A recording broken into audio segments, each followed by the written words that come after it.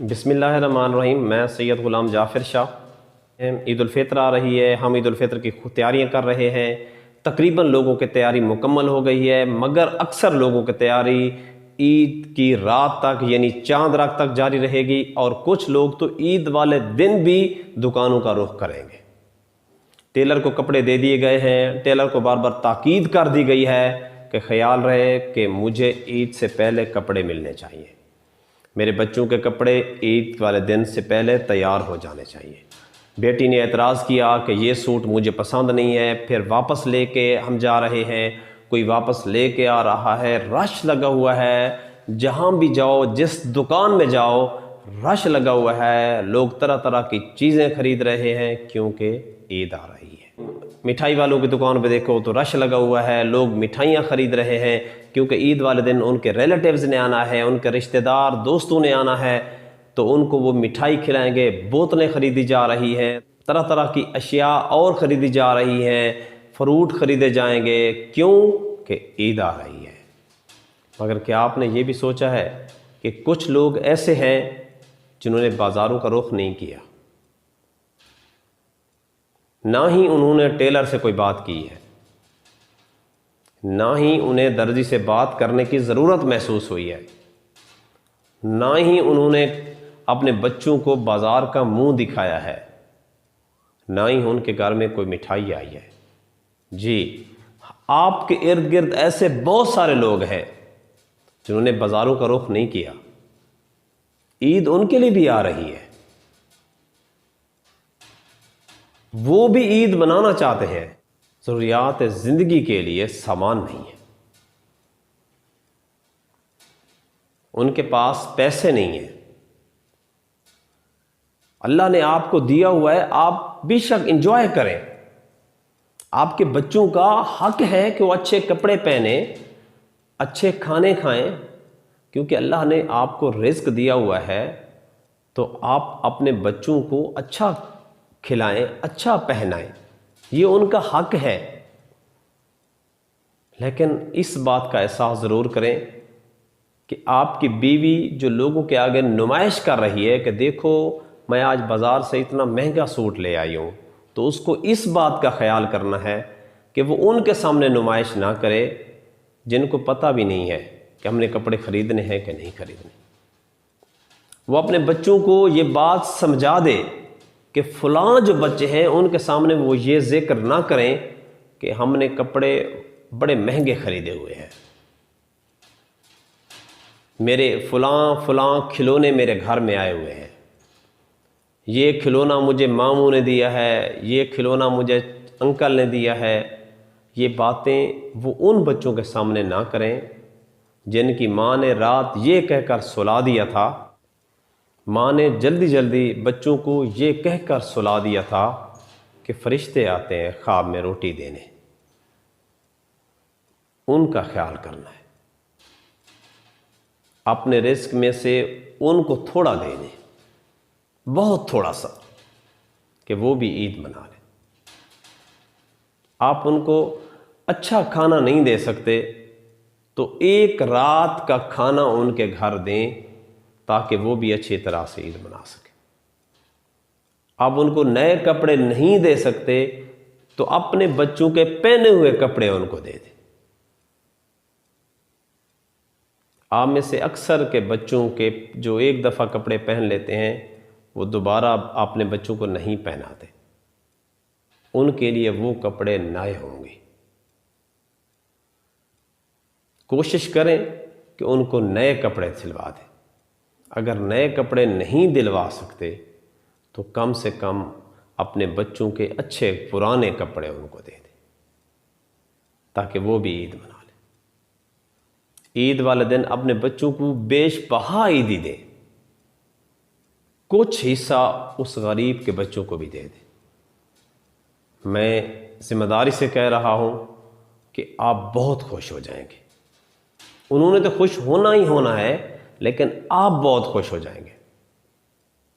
وہ سریکی کا ایک شعر ہے، اللہ تیکوں پیسے دیتن اللہ گھن بھی سکتا ہے، اللہ تیکوں پیسے دیتن اللہ گھن بھی سکتا ہے، اللہ وقت اللہ جو ہے اللہ کہتوں ٹل دے، وہ مالک ہے، وہ کچھ بھی کر سکتا ہے۔ اس کے لیے آپ کو ایک کہانی سناتا ہوں۔ حضرت محمد صلی اللہ علیہ وآلہ وسلم کے زمانہ میں ایک شخص کا انتقال ہو گیا۔ اس کا پیچھے ولی وارث کوئی نہیں تھا، نہ اس کا کوئی بھائی تھا، نہ اس کا کوئی بیٹا تھا۔ تو لوگوں نے حضرت محمد صلی اللہ علیہ وآلہ وسلم سے آ کر پوچھا کہ وہ شخص جو فوت ہو گیا ہے اس کے گھر میں 2 کمرے کھجوروں سے بھرے ہوئے ہیں، ان کا ہم کیا کریں؟ آپ صلی اللہ علیہ وآلہ وسلم نے جواب دیا کہ اعلان کروا کے جو غریب لوگ ہیں ان کو کہا جائے کہ وہ آ کر وہاں سے کھجور اٹھا لیں۔ اعلان ہو گیا، غریب لوگ آتے گئے اور کھجور اٹھاتے گئے۔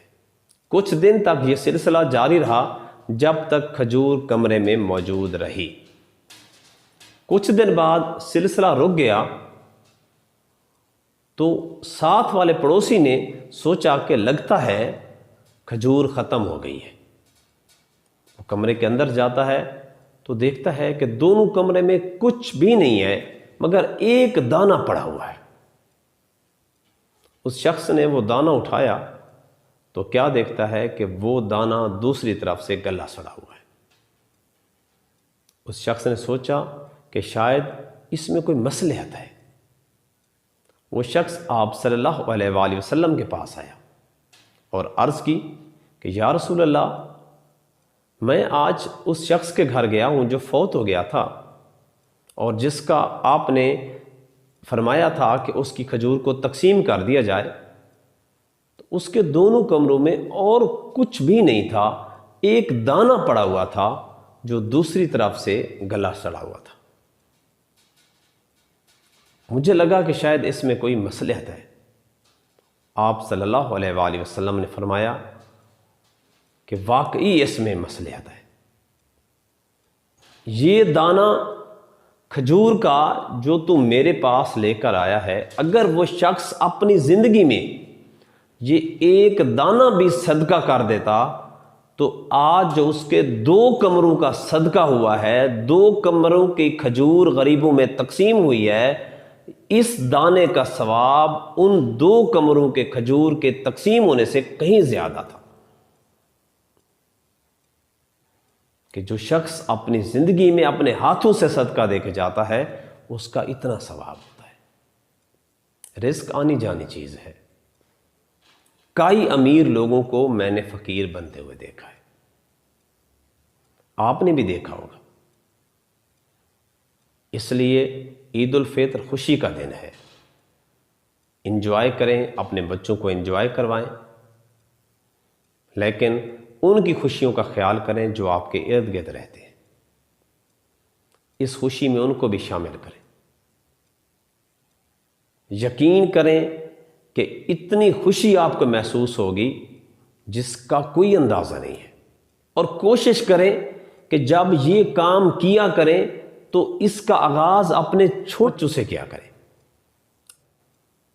اس کام کا آغاز اپنے چھوٹے بچوں سے کروایا کریں۔ کیسے؟ مثلا اگر آپ نے ان کو کپڑے دینے ہیں تو چھوٹے بچے کو کہیں کہ بیٹا جاؤ یہ کپڑے اپنے فلاں ساتھی کو دے کر آؤ۔ آپ نے کوئی کھانے کی اچھی چیز آج دینی ہے تو اپنی چھوٹی بچی کو بلائیں اور اس کو کہیں جاؤ بیٹا یہ فلاں ہمسائے کے گھر دے کر آؤ۔ اس سے ان بچوں کے اندر احساس سے غربت پیدا ہوگا، غریب لوگوں کا احساس پیدا ہوگا۔ آج آپ ان کو اس کام پہ راضی کریں گے، بڑے ہو کر وہ بھی غریبوں کا خیال کریں گے۔ یہ پریکٹس آج ان سے کروائیں۔ میں ذمہ داری سے کہتا ہوں بڑے ہو کر وہ غریبوں کا احساس کریں گے، اور جس دن دنیا نے اپنے ساتھ والے لوگوں کا احساس کرنا شروع کر دیا، ہر طرف خوشیاں ہی خوشیاں ہوں گی۔ اشفاق احمد اپنی کتاب میں لکھتے ہیں کہ جس چیز کی وجہ سے تو خود محروم ہے، کوشش کر کہ تیری وجہ سے کوئی دوسرا اس سے محروم نہ ہو جائے، پھر چاہے وہ سکون ہو، خوشیاں ہوں یا رشتے ہوں۔ حسن کردار سے نور مجسم ہو جا، حسن کردار سے نور مجسم ہو جا، کہ ابلیس بھی تجھے دیکھے تو مسلمان ہو جائے۔